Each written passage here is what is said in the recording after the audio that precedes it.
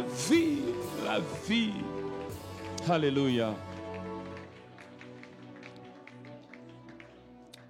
J'aimerais juste que tu lèves tes deux mains. Je vais prier pour toi au nom de Jésus. Au nom de Jésus. Seigneur, nous voici nos mains levées.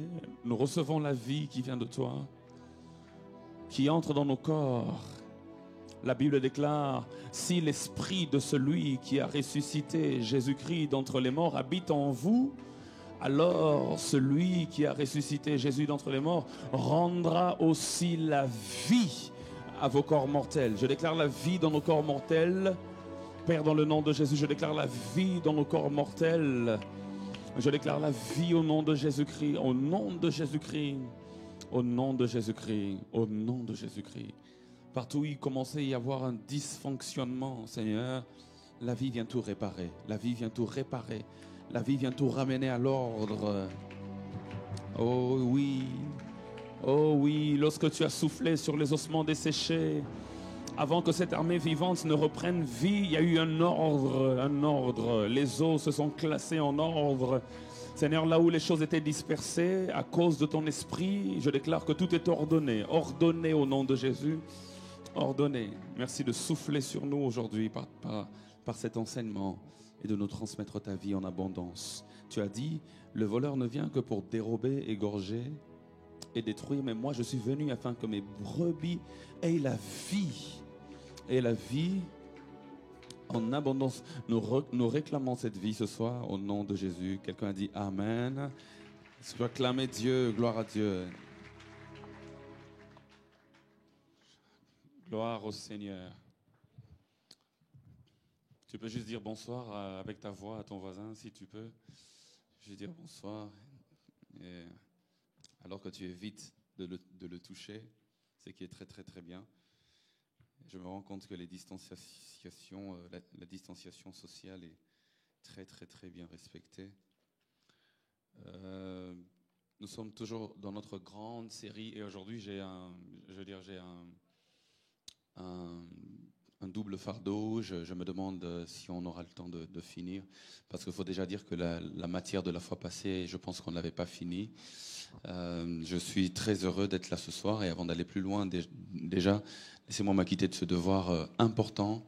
Il est peut-être en train de nous suivre en ligne ou peut-être qu'il suivra plus tard. Un grand merci à notre père, au pasteur Ken Luamba, pour l'opportunité qu'il m'est toujours donnée, qu'il m'est encore donnée, je veux dire, de venir partager avec vous ce soir la parole de Dieu. Un grand merci à tous les pasteurs, tous nos pasteurs que je vois ici, du moins quelques-uns d'entre eux ce soir parmi nous, à ma droite. Et un grand merci aussi à vous tous qui venez. Un grand merci à vous tous qui nous suivez en ligne. Que Dieu vous bénisse et par la grâce de Dieu, merci de partager et de faire appel à beaucoup d'autres afin qu'ils puissent être bénis par la vie qui va nous être transmise ce soir. Alors, nous étions donc la fois passée en train de parler des titres du Saint-Esprit dans les épîtres. Je pense que c'est là qu'on était. Amen. Hein? Les titres du Saint-Esprit dans les épîtres. Et c'est un enseignement que nous avons commencé. Si je ne me trompe pas, on a parlé de l'esprit de vie. On a touché l'esprit de vie. Si je ne me trompe pas, on a parlé de l'esprit de la promesse. Et il est possible même qu'on ait commencé par ça. Si je ne me trompe pas, on a parlé de l'esprit éternel. Et à la fin, nous avions prié par rapport à cela. Et tout à l'heure, le modérateur aussi nous a conduits en prière par rapport à cela. On a parlé de l'esprit de la grâce, qui était la quatrième dimension, le quatrième titre de l'esprit dans l'Ancien Testament. Je ne donne pas ça selon l'ordre qu'on avait vu, mais je suis en train de citer simplement ce qu'on avait vu. Et puis enfin, on avait parlé de l'esprit de gloire, qui vient nous aider justement dans les épreuves. Et j'avais dit qu'il y avait deux autres titres de l'esprit dans les épîtres, mais que la fois passée, on n'avait pas vu. Si je me trompe et qu'on les avait vus, faites-moi signe, comme ça j'évite de me répéter. Alors, on devait parler de l'esprit de sainteté. Je pense qu'on n'avait pas parlé de ça la fois passée. Et on devait aussi parler de l'esprit d'adoption. Et je pense qu'on n'avait pas non plus touché cela la fois passée. Donc ma mémoire ne m'a pas fait défaut. Alors, normalement, les titres du Saint-Esprit, on devait les finir mercredi passé. Et aujourd'hui, normalement, on devait parler des fleuves d'eau vive, à proprement parler. Il est vrai que tout ce qu'on est en train de dire, c'est les fleuves d'eau vive. Parce que les fleuves d'eau vive, c'est l'Esprit de Dieu. C'est ce que Jean dit dans Jean 7, 37 à 39. La Bible déclare que celui qui a soif vienne boire et celui qui boira, des fleuves d'eau vive couleront de son sein. Et Jean ajoute, il disait cela de l'esprit. Donc les fleuves d'eau vive, c'est l'esprit de Dieu. Jusque-là, on a parlé de l'esprit de Dieu dans toutes les dimensions, dans plusieurs dimensions possibles. Donc les fleuves d'eau vive, c'est cela. Mais je voulais, au fait, prendre aussi une séance, une mini-séance, où je parlerai des fleuves d'eau vive en long et en large. Et selon l'ordre que j'avais donné de l'enseignement, aujourd'hui, on devait parler des fleuves d'eau vive. Mais vous allez me permettre de repousser cela pour mercredi prochain par la grâce de Dieu. Et aujourd'hui, nous allons donc finir les 2 titres qui sont restés. Et à la fin du temps qui nous sera donné, qui nous restera du moins, nous allons parler des 3 dimensions de l'Esprit Saint selon Paul. Lorsque vous lisez sur le Saint-Esprit, j'avais dit ça le premier jour, il y a 3 écrivains du Nouveau Testament qui se démarquent. Il y a Jean, qui nous emmène une compréhension sur l'Esprit de Dieu. Il y a Luc, qui est exceptionnel, qui nous emmène aussi une autre compréhension sur l'Esprit de Dieu, mais il y a aussi Paul. Paul apporte des choses qui ne sont pas abordées par Jean, ni par Luc, ni par Pierre, ni par quiconque, ni par lequel autre des écrivains. Paul emmène une dimension importante, 3 dimensions importantes. Comme les fleuves d'eau vive, c'est le centre même de cet enseignement, et que je dois commencer par récupérer ce que je n'avais pas pu faire la fois passée, j'ai voulu ne pas presser les fleuves d'eau vive. Donc on va parler des 3 dimensions de l'Esprit Saint selon Paul, et nous reviendrons sur les fleuves d'eau vive la fois prochaine. Alors, ces 3 dimensions de l'Esprit Saint selon Paul, ça ne sert à rien de les dire maintenant parce que je vais le dire tout à l'heure. Donc, revenons sur les titres de l'Esprit de Dieu qu'on n'a pas abordé la fois passée. Esprit de sainteté. Romains chapitre 1, versets 1 à 4. Romains chapitre 1, versets 1 à 4. L'apôtre Paul, lorsqu'il parle de l'Esprit de Dieu, il appelle l'Esprit de Dieu Esprit de sainteté. Mais vous allez me dire, mais pasteur, le premier jour, on avait vu le Saint-Esprit, on avait exprimé ou expliqué la dimension de la sanctification que nous apporte l'Esprit. Lorsqu'on dit Saint-Esprit et qu'on dit Esprit de sainteté, mais n'est-ce pas la même chose? Pourquoi Esprit de sainteté? On ne saute pas ça parce qu'on a déjà parlé de la dimension de la sanctification de l'Esprit. Et qui dit sainteté, on est en train de nous dire indirectement qu'il y a une notion de sanctification. C'est vrai. C'est vrai, mais lorsqu'on lit dans le contexte, c'est un peu plus au-delà.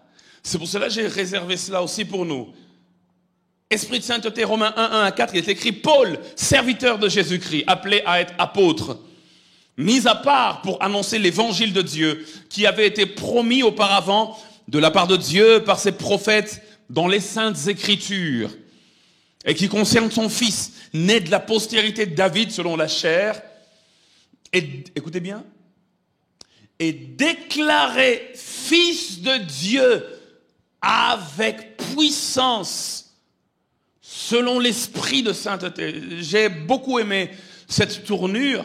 La Bible dit, par sa résurrection d'entre les morts, Jésus-Christ notre Seigneur. Amen. La Bible dit que ce Jésus-là, ici on est en train de parler de sa double nature. Nous savons qu'il est fils de l'homme. Nous savons qu'il est fils de Dieu. Nous savons qu'il est 100% homme. Et nous savons qu'il est 100% Dieu. Si vous voulez avoir une autre preuve biblique de la double nature de Jésus, lisez Philippiens chapitre 2. À partir du verset 5, vous allez lire. Lui qui dès l'origine était égal à Dieu. Il n'a pas regardé cela comme une proie arrachée d'être l'égal de Dieu, mais il s'est dépouillé lui-même en prenant la forme humaine. Vous voyez, on dit il est égal à Dieu, donc il est Dieu. Et puis on dit il a pris la forme humaine, donc il est homme. Double nature de Jésus. Et ici, Paul est en train de le dire aussi. Il dit, l'évangile que je prêche concerne le fils né de la postérité de David selon la chair. Donc là, il est homme.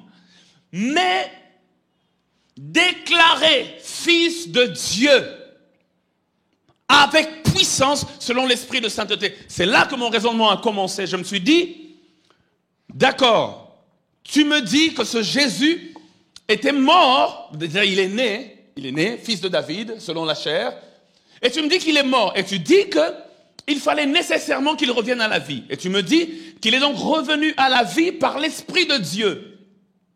Mais là, tu ne l'appelles pas Esprit de Dieu. Tu dis, lorsqu'il est revenu à la vie, il a été déclaré avec puissance fils de Dieu par l'Esprit, non pas de Dieu. C'est vrai que c'est l'Esprit de Dieu. Mais tu donnes un titre particulier, tu dis, c'est l'Esprit de sainteté qui a ressuscité Jésus-Christ d'entre les morts. Si la résurrection est une œuvre de gloire, parce que la résurrection est une gloire, quiconque, du moins comme Jésus après 3 jours ressuscite, c'est waouh, la gloire. Il aurait pu dire déclaré fils de Dieu avec puissance par sa résurrection d'entre les morts, par l'esprit de gloire. Waouh, une œuvre glorieuse. Non, il dit par l'esprit de sainteté. Je me suis dit, justement, avec le Saint-Esprit, c'est que il y a forcément quelque chose. Alors j'ai commencé à réfléchir, frères et sœurs, ensemble avec l'Esprit de Dieu. Je me suis rendu compte, frères et sœurs, que le fait que Christ meure aurait pu faire dire à plusieurs qu'il n'était pas saint. Pourquoi? Parce que les Écritures sont claires. Dans Romains chapitre 6, verset 23, il est écrit « Car le salaire du péché, c'est la mort. » Et donc, il est mort. S'il est mort, c'est qu'il est pécheur. Les mauvaises langues auraient pu le dire. Les textes sont clairs. Ézéchiel chapitre 18, verset 23, pour ceux qui écrivent. Non, Ézéchiel 18, verset 20. Il est écrit, l'âme qui pêche, c'est celle qui... En d'autres termes, la mort est réservée aux pécheurs. En d'autres termes, si tu n'as jamais péché, tu ne mérites pas de mourir. Le problème avec la mort de Jésus ici se pose parce que s'il est mort, donc les gens peuvent passer rapidement à certaines conclusions. Il est mort comme tout homme. Donc il est... donc il est mort. Ça, c'est un problème. Alors, il fallait nécessairement qu'il ressuscite, afin de prouver qu'il n'est pas mort à cause de lui. Il a pris notre place.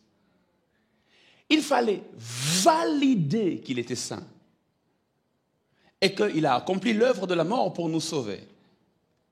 C'est pour cela que la Bible déclare qu'il a été déclaré fils de Dieu avec puissance par l'esprit de sainteté. L'esprit de sainteté est venu nous dire par sa résurrection, si moi, esprit de sainteté, je viens m'associer à cet homme et le ramener à la vie, c'est que je reconnais, moi, esprit de sainteté, que l'homme est saint. Je viens valider sa nature sainte. Une fois que la mort a été faite et que nos péchés ont été pardonnés à cause de la mort de Jésus-Christ sur la croix, une fois qu'il a expié nos péchés, il ne méritait plus de rester dans son état de mort. Et pour vous prouver à vous qu'il est saint, je le ressuscite d'entre les morts. Dans Actes chapitre 13, verset 35, David est en train de nous parler justement de que son corps ne pouvait pas voir la corruption parce qu'il était saint. Parce qu'il était saint. Impossible. Tu ne permettras pas que ton saint voie la corruption. C'est-à-dire que tous ceux qui voient la corruption ne sont pas ton saint. Ton saint, celui que tu as envoyé qui n'a jamais péché, l'agneau sans défaut, sans tache, son corps ne peut pas pourrir. Alors l'esprit de sainteté est venu valider la sainteté de Jésus en le ressuscitant d'entre les morts, en les sortant des griffes de la mort. Comme pour dire, puisque ce n'est pas par ta propre faute que tu mérites cette situation, alors moi, esprit de Dieu, je viens t'en sortir. Frères et sœurs, je me suis donc rendu compte que l'Esprit de Dieu te sort des situations que tu ne méritais pas.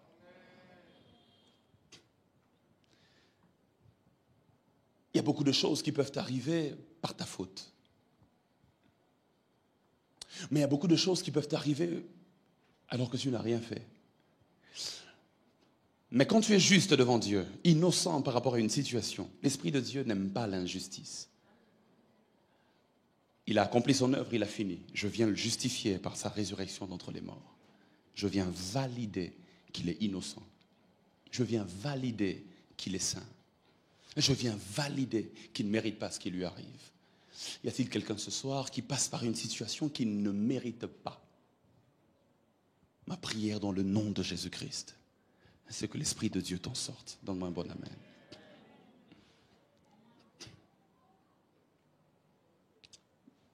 La dernière dimension des titres de l'Esprit de Dieu aujourd'hui, dans Romains chapitre 8, verset 15, la Bible parle de l'esprit d'adoption. Il est écrit dans Romains 8, 15, il est écrit « Et vous n'avez point reçu un esprit de servitude pour être encore dans la crainte, mais vous avez reçu un esprit d'adoption par lequel nous crions « Abba, Père ». Et l'Esprit lui-même rend témoignage à notre esprit que nous sommes enfants de Dieu. On peut même aller plus loin. Il dit « Or, si nous sommes enfants, nous sommes aussi héritiers, héritiers de Dieu et co-héritiers de Christ, si toutefois nous souffrons avec lui, afin d'être glorifiés avec lui. » Amen. L'esprit d'adoption.